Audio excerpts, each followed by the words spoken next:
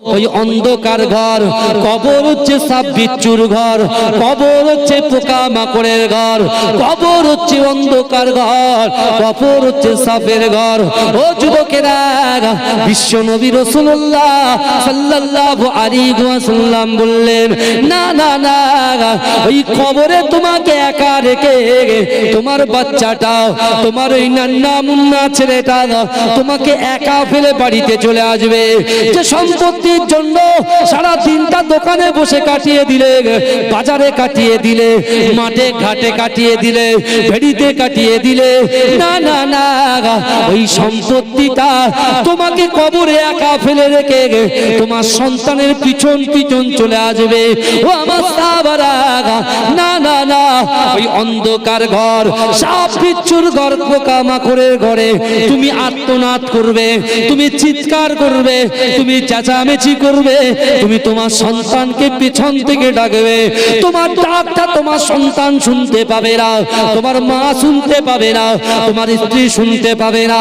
ও ভাইরা বোনেরা, আপনার পীরের আওলাদ বলে দিয়ে গেলাম, না না না, বিশ্ব নবী রাসূলুল্লাহ সাল্লাল্লাহু আলাইহি ওয়াসাল্লাম বললেন, ও আমার সাহাবারা, শোনো শোনো শোনো, তোমার সন্তান যখন তোমার ডাক শুনতে পাবে না, তোমার সম্পত্তি যখন তোমার ডাক শুনতে পাবে না, রাতের অন্ধকারে যারা তাহাজ্জুদের নামাজ আদায় করে, 5 ওয়াক্ত নামাজ আদায় করে, মাকে খিদমত করে, বাপকে খিদমত করে, স্বামীকে খিদমত করে, স্ত্রীকে খিদমত করে, সন্তানের খিদমত করে, কোরআন তেলাওয়াত করে, এই কাজগুলোকে আল্লাহ আমলে পরিণত করে দেয়।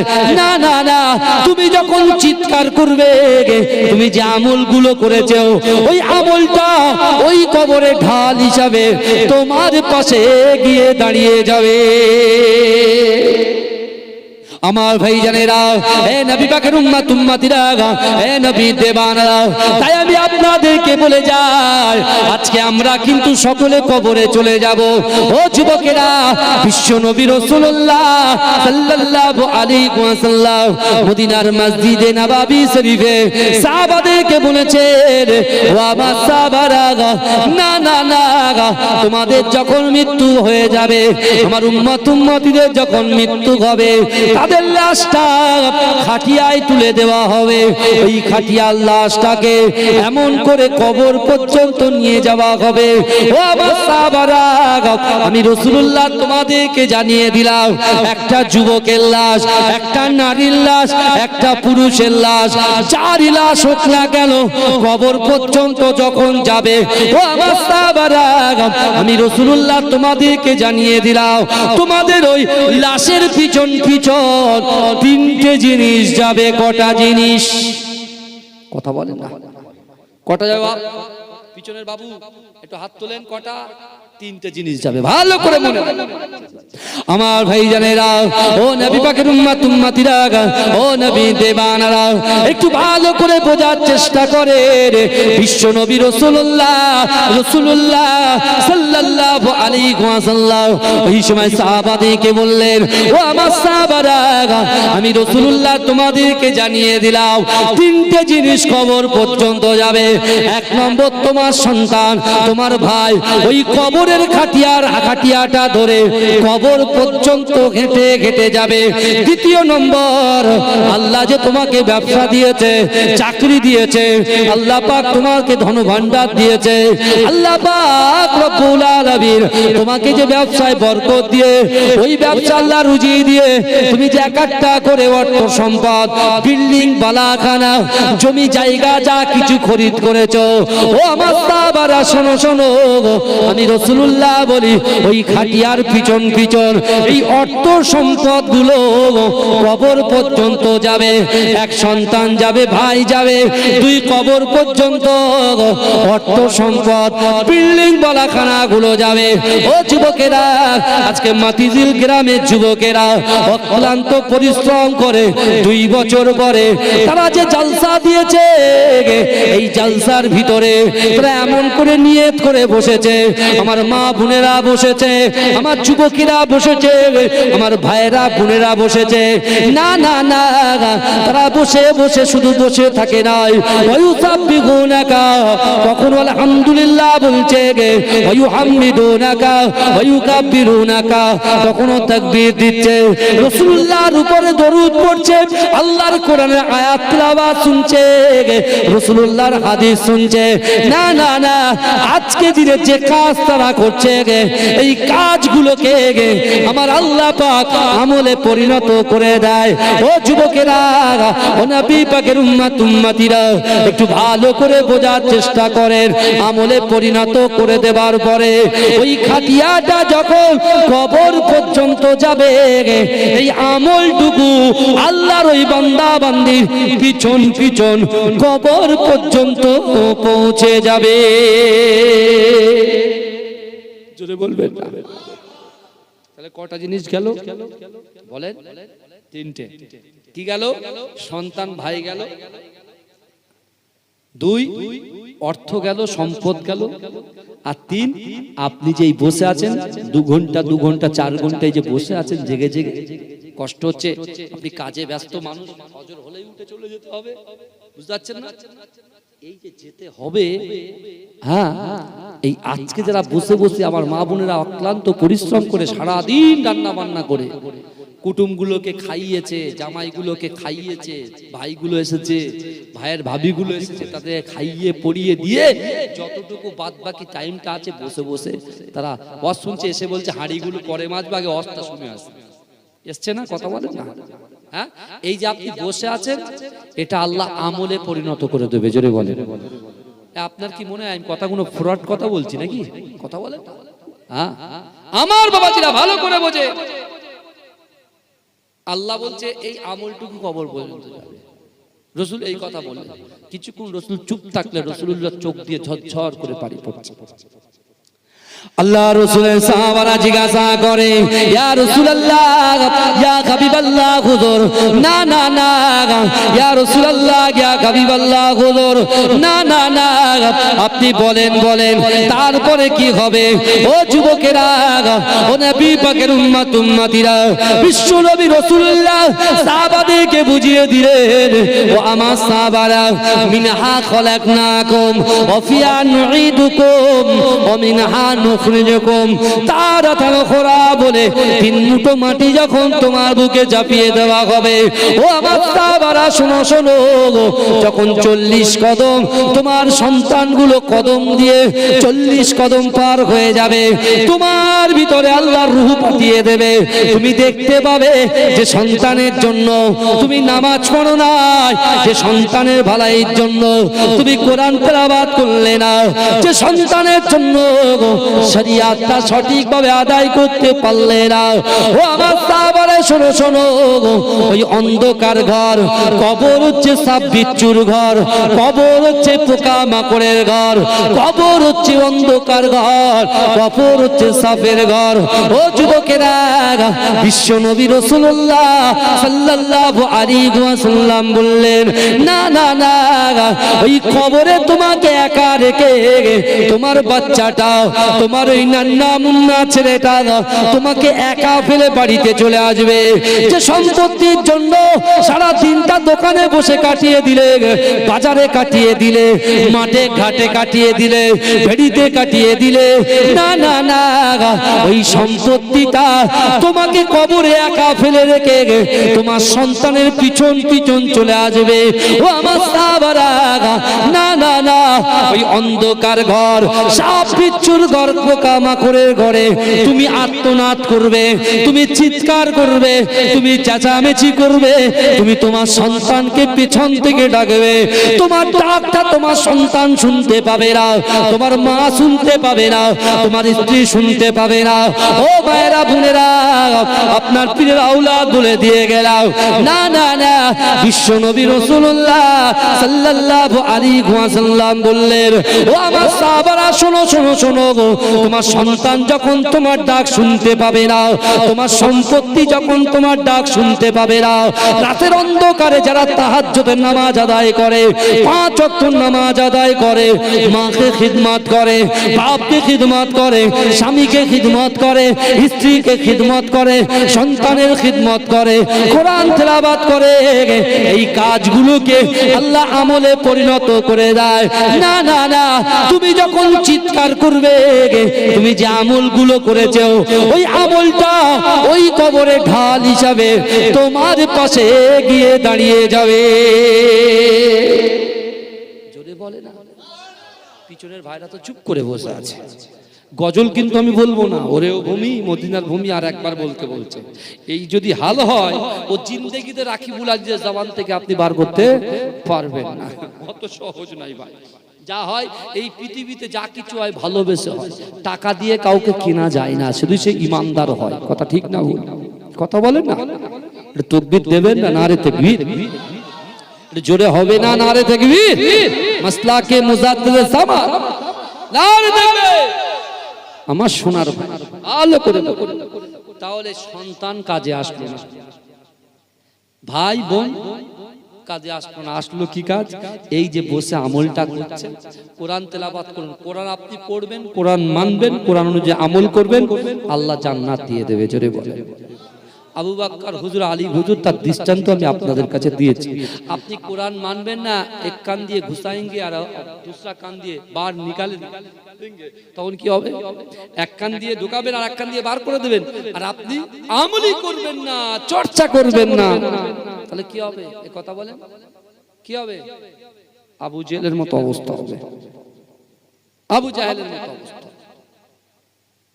তাই আমি আপনাদেরকে বলে যাই, আপনার পীরের আওলাদ এসেছে, বিশ্বাস করুন। আল্লাহর কোরআন বলছে, বান্দা ইন্নাল্লাহা লা ইউগাইয়িরু মা বিকওম হাত্তা ইউগাইয়িরু মা বিআনফুসিহিম। আল্লাহ বলছে, বান্দা, যে জাত যে কওম নিজে পরিবর্তন হবার চেষ্টা করে না, আমি আল্লাহ ওই জাতি ওই কওমকে কখনোর জন্য পরিবর্তন ঘটাই না। আজকে যে আমরা বেনামাজি আমরা যারা বসে আছি, বেরোজগার যারা বসে আছে, দান খায়রাত করা তো দূরের কথা, লোক আসবে দূর দূর করে তাড়িয়ে দিই। খবরদার, আজকের পর থেকে আপনার কাছ থেকে কোনো ভিক্ষুক, সে যেই হোক, যে ধর্মের মানুষ হোক, ফিরে যেন না যায়। কিছু অন্তত হাতে দিয়ে তারপরে তাকে বিদায় দেবেন। দেখবেন ওই 1টা টাকা বা 2টো টাকা বা 3টে টাকা বা 10 টাকা 20 টাকা আল্লাহ 20 লাখ টাকা সওয়াব করে দেবে। জোরে বলুন। এখনো সময় আছে। মৃত্যুর আসার আগ পর্যন্ত আল্লাহ রাসূলুল্লাহর ওসিলায় তওবার দ্বারকে খুলে রেখেছে। জোরে বলুন। জোরে বলবেন না? মৃত্যুর আগ পর্যন্ত,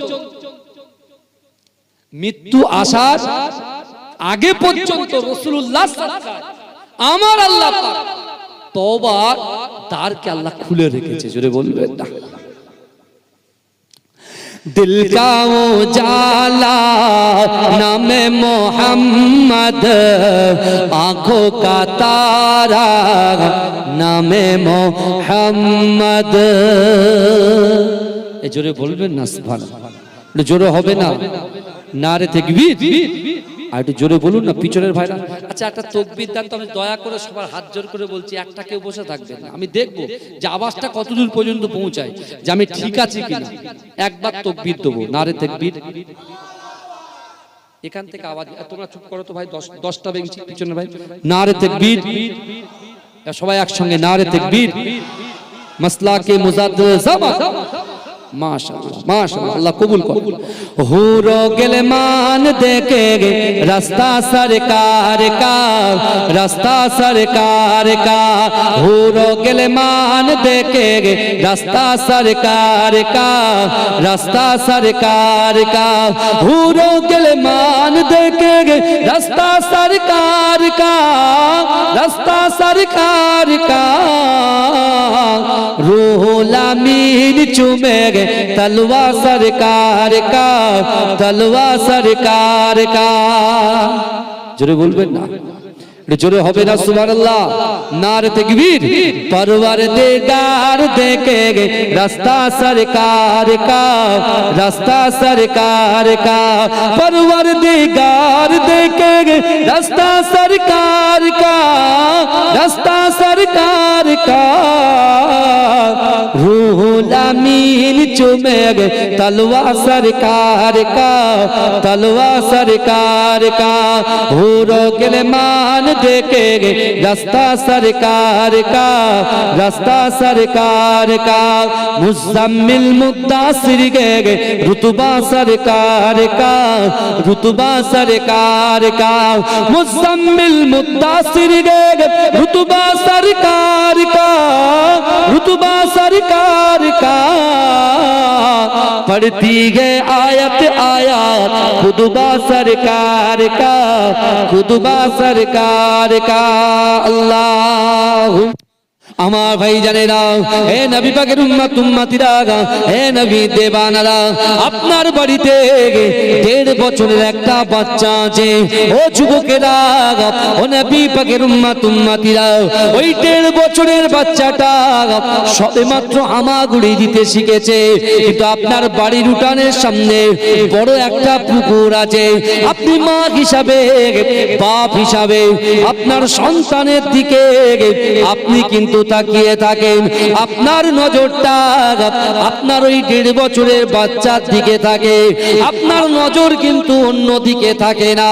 কেন থাকে না? যদি নজরটা অন্য দিকে চলে যায়, আপনার বাচ্চাটা সে জানে না, বোঝে না, যে কোনো মুহূর্তে হামাগুড়ি দিতে দিতে দিতে দিতে সে পুকুরে পড়ে যেতে পারে। সে যখন পুকুরে পড়ে যাবে, সে হয়তো ডুবে যেতে পারে, তার শরীরটা হয়তো শেষ হয়ে যেতে পারে। ও যুবকেরা, আমার আল্লাহ পাক রব্বুল আলামিন এই দুনিয়ার জমিনে আমাকে আপনাকে আমাদিগকে সৃষ্টি করেছে। আল্লাহ দুটো করে চোখ দিয়েছে, পা দিয়েছে, জবান দিয়েছে, ইজ্জত দিয়েছে, সম্মান দিয়েছে। ও যুবকেরা, যেমন আপনার বাচ্চার দিক থেকে আপনার চোখটা কিন্তু অন্য দিকে সরে না। ও যুবকেরা, আমার আল্লাহ কোরআনে বলছে, বান্দা ফাআইনামা তুআল্লু ফাসাম্মা ওয়াজহুল্লাহ। এ যুবকেরা ভাইরা, একটু ভালো করে বোঝার চেষ্টা করেন। আল্লাহর কোরআন বলছে, বান্দা ফাআইনামা তুআল্লু ফাসাম্মা ওয়াজহুল্লাহ। আমার আল্লাহ বলে, বান্দা তোমরা যখন ডান দিকে তাকাও, ওই ডান দিকে আমি আল্লাহ আছি। ও বান্দা, তোমরা যখন বাম দিকে তাকাও, বাম দিকে আমি আল্লাহ আছি। ও বান্দা, তোমরা যখন সামনে তাকাও, সামনেও আমি আল্লাহ আছি। আল্লাহ বলে, বান্দা তোমরা যখন পিছনে তাকাও, পিছনেও আমি আল্লাহ আছি। জোরে বলবেন না? এত জোরে সুবহানাল্লাহ বলবেন, বাইরে যে কটা বসে আছে, শুয়ে আছে কম্বল চাপা দিয়ে, সব উঠে চলে আসবে। আর আমি যদি একা বকি আর আপনাদের ফিডব্যাক যদি না যায় তাদের কানে, বলছে হুজুরের এমনি এসছে, ভাড়া করে নিয়ে আসছে, বলবে চলে যাবে, ব্যাস হয়ে গেল। না, এখান থেকে কিছু নেওয়ার আছে, এখান থেকে কিছু নেওয়ার আছে। এমনি এমনি ইসলামটা এই টাকি পর্যন্ত পৌঁছায়নি, মতিঝিল পর্যন্ত পৌঁছায়নি। কোরআনটা আপনার বাড়ির একেবারে সুপিসে তাকে এবং আপনার বাড়িতে এমনি এমনি পৌঁছায়নি। আমার আপনার নবী হায়াতুন নবী, নূর নবী, মুফাখখারে মওজুদা, ইমামুল আম্বিয়া, খাতামান নবিয়্যিন, হাবিবুল নবী তাবিব জনাবে মুহাম্মদুর রাসূলুল্লাহ সাল্লাল্লাহু আলাইহি ওয়াসাল্লাম অক্লান্ত পরিশ্রম করেছে। এ যুবকেরা, আমাদের জন্য রাসূল লাঞ্ছিত হয়েছে, অপমানিত হয়েছে, তারপরেও বিশ্ব নবী রাসূলুল্লাহ এই কোরআনটাকে সারা বিশ্বের জমিনে বন্টন করে দিয়ে গেছে। জোরে বলুন না সুবহানাল্লাহ। যারা এই কোরআনকে অ্যাকসেপ্ট করবে, যারা কোরআনকে মান্যতা দেবে, যারা কোরআনকে ক্যাচ করবে, ধরে নেবে, বিশ্বাস করুন, যারা কোরআন অনুযায়ী চলবে, কোরআন হচ্ছে ম্যাগনেট, কোরআন হচ্ছে চুম্বকের মতো। এই যুবকেরা, যার সঙ্গে কোরআনের সম্পর্ক থাকবে, বিশ্বাস করুন, কাল কিয়ামতের মাঠে এই কোরআন তার জন্য নাজাতের ওসিলা হয়ে যাবে। যদি বলুন না, কারণ এখানে আমরা যারা বসে আছি, আমরা সকলে কিন্তু মরণশীল।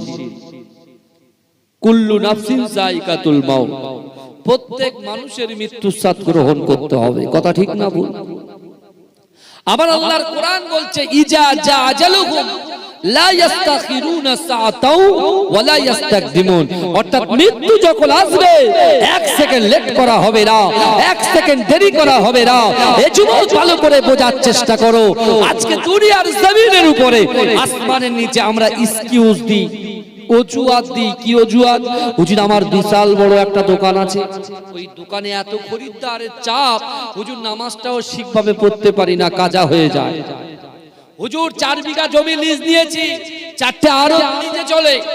এই শুনছেন, বিশাল বড় বড় ভেড়িগুলো লিজ নিয়েছি হুজুর, 10 জন 20 জন 50 জন করে কাজের লোক আমার কাছে কাজ করে, তাদের সাপ্তাহিক মাইনে দিতে দিতে হুজুর আমি ফেড আপ হয়ে যাচ্ছি, যার কারণে ঠিকঠাক ভাবে নামাজও পড়তে পারিনি, মসজিদেও যেতে পারিনি। তাও আবার যাই কি জুম্মার দিনে সবার শেষে যাই, সবার আগে পালাই হুজুর, কিচ্ছু করার নেই। তাই ভাই তুমি কি করছো? হুজুর আমার ছেলে নিট প্র্যাকটিস করছে, ডক্টর হতে গেলে 1 কোটি টাকা খরচা, যদি সরকারিতে পাই তাহলে বেঁচে গেলাম, আর যদি বেসরকারি হয় বাংলাদেশে গেলে 80 লাখ, আর এই দিকে গেলে 1.5 কোটি 2 কোটি। বুঝতে পারছেন না? প্রচুর পয়সার দরকার হুজুর। আচ্ছা ঠিক আছে, তোমার কি ব্যাপার?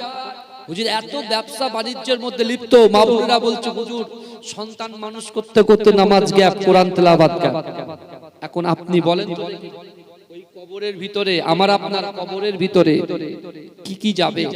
গাড়ি যাবে, বাড়ি যাবে, অর্থ যাবে, সম্পদ যাবে, সন্তান যাবে, স্ত্রী যাবে, পুত্র যাবে, কন্যা যাবে। কে যাবে আগে বলেন? আপনার কিন্তু আল্লাহ বিবেক দিয়েছেন, বুঝবেন একটু কথাগুলো। আমি বলছি গাড়ি আমার, আমি বলছি গাড়ি আমার, আমি বলছি বাড়ি আমার, আমি বলছি সব আমার আমার আমার বলে এই পৃথিবীতে আমাদের কিছু আছে বাপ? হ্যাঁ, কথা বলেন না।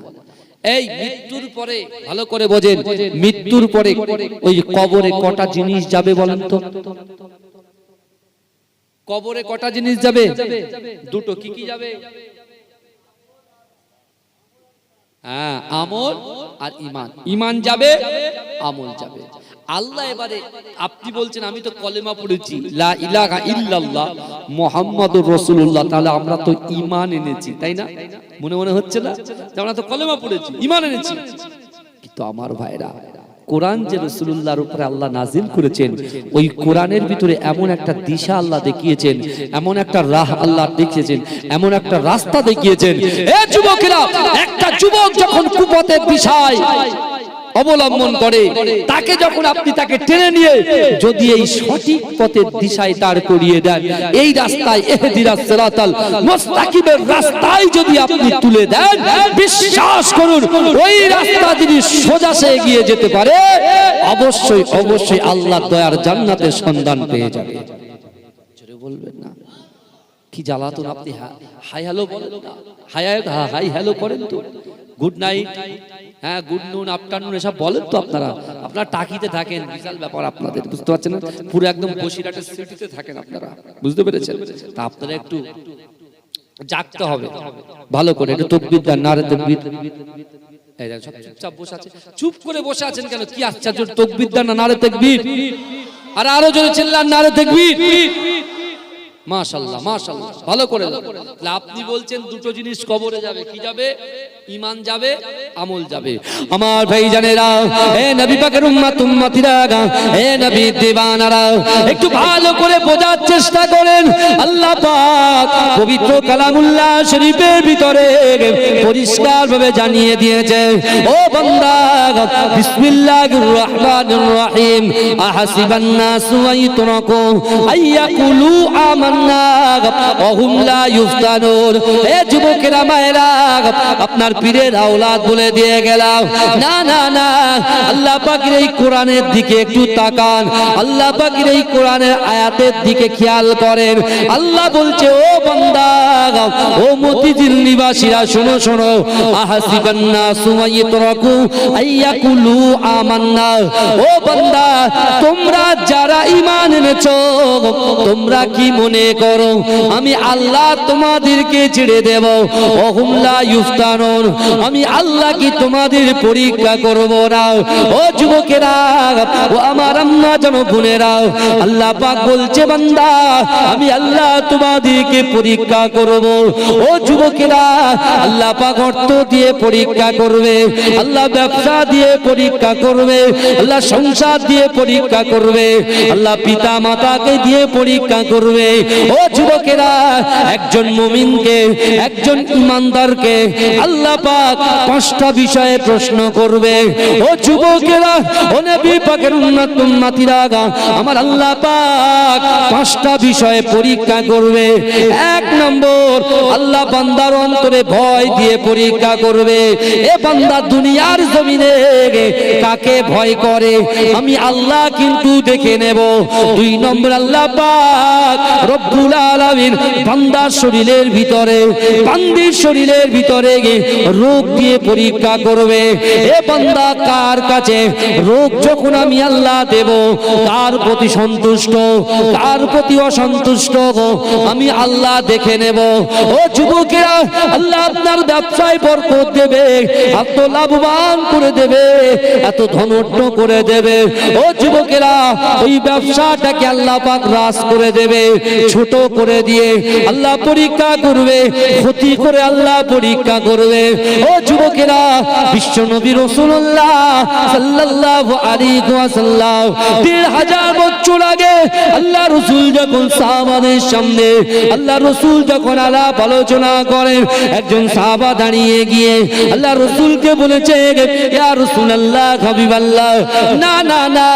আল্লাহ বলেছেন ওহুম লা ইফতানুন আমি আল্লাহ পরীক্ষা করব ইয়া রাসূলুল্লাহ আল্লাহ যদি বান্দাকে পরীক্ষা করে আর বান্দা যদি ওই পরীক্ষা থেকে আল্লাহর কাছে উত্তীর্ণ যদি হয় আল্লাহ তাদেরকে কি সাজা দেবে ও যুবকেরা আমার দয়ার নবী রাসূলুল্লাহ সাল্লাল্লাহু আলাইহি ওয়াসাল্লাম জানিয়ে দিলেন ও বাবা সাহাবারা আমি রাসূলুল্লাহ তোমাদেরকে জানিয়ে দিলাম আল্লাহ বলছে বান্দা ওহুম লা ইফতানুন আমি আল্লাহ পরীক্ষা করব আর আল্লাহর পরীক্ষায় যদি বান্দা উত্তীর্ণ হয়ে যায় আমি রাসূলুল্লাহর ওসিলায় আল্লাহ পাক ৮টা জান্নাত সৃষ্টি করেছে ওই ৮টা জান্নাতের ভিতরে সবচাইতে বড় জান্নাত জান্নাতুল ফিরদাউসটা আমি আল্লাহ পাক আমার বান্দা বান্দির নসিবে লিখে দেব